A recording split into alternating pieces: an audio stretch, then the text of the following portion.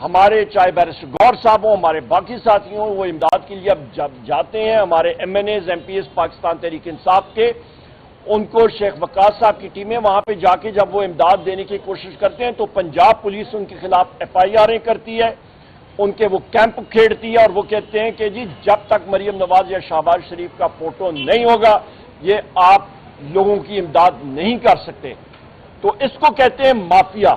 Mafia عموماً یہی کرتا ہوتا ہے کہ کسی اور شخص کو اپنی ٹیریٹری میں آپریٹ نہیں کرنے دیتا۔ پیر بابا اور اس کے مصفات کے علاقے بہت بری طرح متاثر ہوئے ہیں اور ہم نے تعزیت بھی کی، اور بیرسٹر گور صاحب اور ان کی ٹیم نے اور صوبائی حکومت نے، وزیر اعلیٰ خیبر پختونخوا علی امین خان صاحب نے بہترین وہاں پہ جرأت کا مظاہرہ کیا، اور ہمارے ساتھیوں نے اور سارے لوگوں نے، لا انفورسمنٹ ایجنسیز نے وہاں پہ لوگوں کی امداد کی، اور اس وقت ہم لوگ ریہیبلیٹیشن کی طرف جا رہے ہیں اور چیکس جو ہیں وہ دڑا دڑ لوگوں کو دیے جا رہے ہیں۔ پنجاب میں ایک دوسری نوعیت کا تھا سیلاب، وہاں پہ سارے لوگوں کو معلوم تھا کہ سیلاب نے آنا ہے، سیلاب چڑھے گا، پانی مانسون میں چڑھتا ہوتا ہے اور اس کی کوئی تیاری نہیں کی گئی۔ اور آپ دیکھیں کہ ملتان ہو گیا، فیصل آباد ہو گیا، جھنگ ہو گیا، لاہور ہو گیا، ان سارے شہروں میں آپ کا وزیر آباد ہو گیا، کہاں گئی وہ گڈ گورننس؟ کہاں گیا وہ فیڈرل حکومت؟ کہاں گیا شہباز شریف؟ کہاں گئی مریم نواز؟ یہ تو کوئی بات نہیں ہوئی کہ آپ تیاری نہ کریں، اور وہاں پہ بدقسمتی کے ساتھ جب تک آپ کے جو ساتھی ہمارے چاہے بیرسٹر گور صاحب ہوں، ہمارے باقی ساتھی ہوں، وہ امداد کے لیے اب جب جاتے ہیں، ہمارے M N As M P As Pakistan Tehreek Insaf کے، ان کو شیخ وقاص صاحب کی ٹیمیں وہاں پہ جا کے جب وہ امداد دینے کی کوشش کرتے ہیں تو پنجاب پولیس ان کے خلاف ایف آئی آریں کرتی ہے، ان کے وہ کیمپ کھیڑتی ہے اور وہ کہتے ہیں کہ جی جب تک مریم نواز یا شہباز شریف کا فوٹو نہیں ہوگا یہ آپ لوگوں کی امداد نہیں کر سکتے۔ تو اس کو کہتے ہیں مافیا۔ مافیا عموماً یہی کرتا ہوتا ہے کہ کسی اور شخص کو اپنی ٹیریٹری میں آپریٹ نہیں کرنے دیتا۔ تو یہ تو ہو گئی ایک بات۔ آگے جاتے ہوئے آخری دو باتیں کر کے میں بیرسٹر گور صاحب کو گزارش کروں گا کہ وہ آپ کو آج کے کیس کے حوالے سے ڈیٹیل میں بتا دیں۔ سب سے اہم بات یہ ہے کہ اس وقت ملک میں بے روزگاری اپنی انتہا پہ ہے۔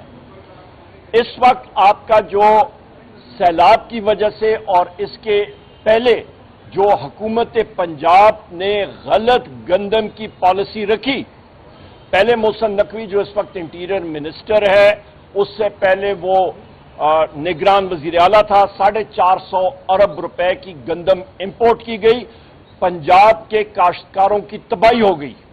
اس کے بعد مریم نواز کی حکومت آئی اور انہوں نے کاشتکاروں سے گندم خریدی نہیں اور اس کو پرائیویٹ سیکٹر کے ہاتھوں میں دے دیا، اور وہاں سے جو گندم کی کرائسس ہوئی ہے تو روٹی کی قیمت اس وقت خواتین و حضرات 50% زیادہ ہو گئی ہے۔ ایک نان پنجاب میں جا کے دیکھ لیں تو 25 روپے سے زیادہ ایک نان ملتا ہے۔ وہاں پہ قوت خرید ختم ہو چکی ہے۔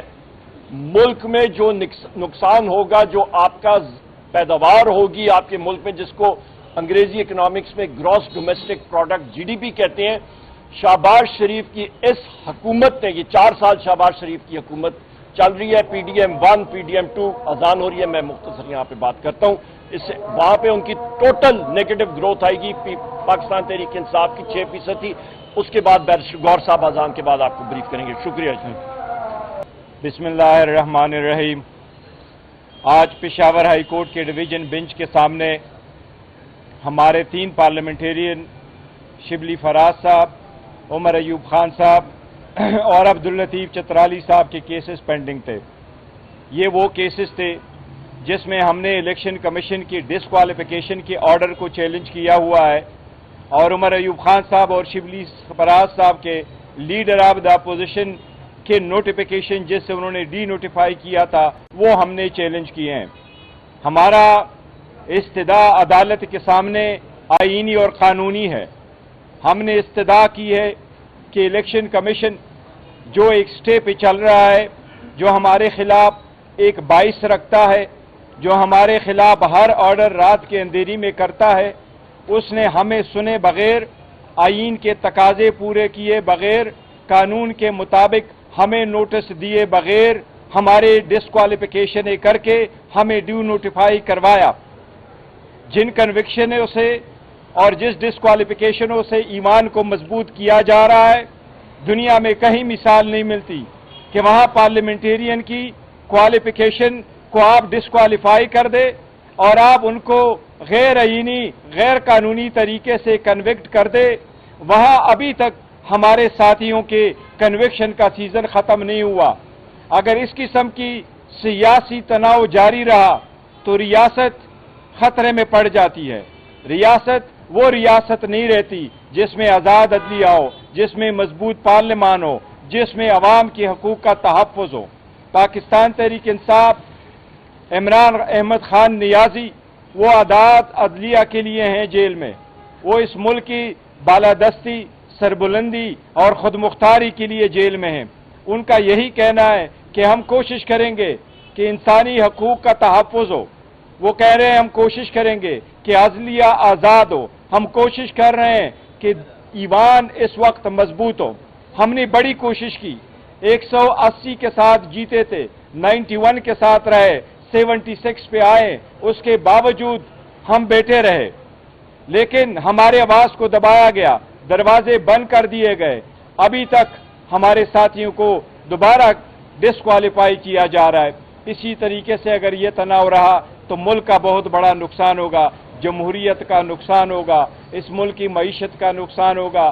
جس طرح عمر ایوب خان صاحب نے کہا، اگر سیاسی استحکام نہیں ہوگا تو معاشی استحکام نہیں آئے گا، معاشی استحکام نہیں آئے گا تو عوام اسی طرح بے یار و مددگار پڑے ہوں گے۔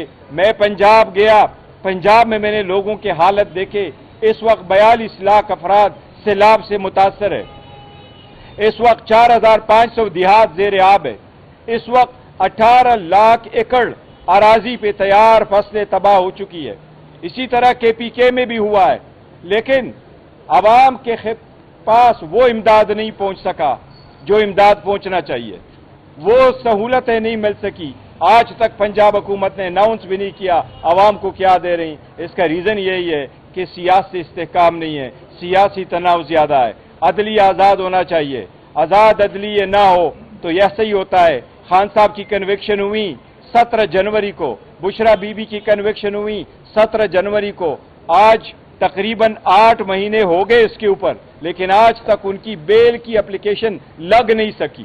اس کے لیے ہم درخواستیں دیتے ہیں، احتجاج کرتے ہیں، وزیر اعلیٰ سمیت ہم عدالت جاتے ہیں، کیا کیسز کو کرمنل کیسز اور وہ بھی ایک ہاؤس وائف کے کیسز بھی اس قسم کے مہذب ممالک میں اس قسم کے لگائے جاتے ہیں۔ میں سب سے اپیل کروں گا کہ یہ سختیاں ختم کرے۔ عوام کی برداشت کی بھی ایک حد ہوتی ہے، سختیاں بڑھے گی، دوریاں پیدا ہوگی تو ریاست خطرے میں پڑتی ہے، ریاست کا حسن ختم ہو جاتا ہے۔ جو لوگ قابض ہوتے ہیں ان لوگوں کے ساتھ ایسا ہی آ جاتا ہے جس طریقے سے مستقبل آپ نے انجام دیکھا، چاہے وہ بنگلہ دیش ہے، چاہے وہ نیپال ہے۔ عوام کے ساتھ سختیوں کرنے سے ایسے انجام کو لوگ پہنچتے ہیں۔ اللہ نہ کرے ہمارے ملک میں ایسا ہو، لیکن میری یہ دعا بھی ہوگی کہ اللہ کرے یہ چیزیں ختم ہوں تاکہ ملک صحیح ڈگر پہ چل پڑے۔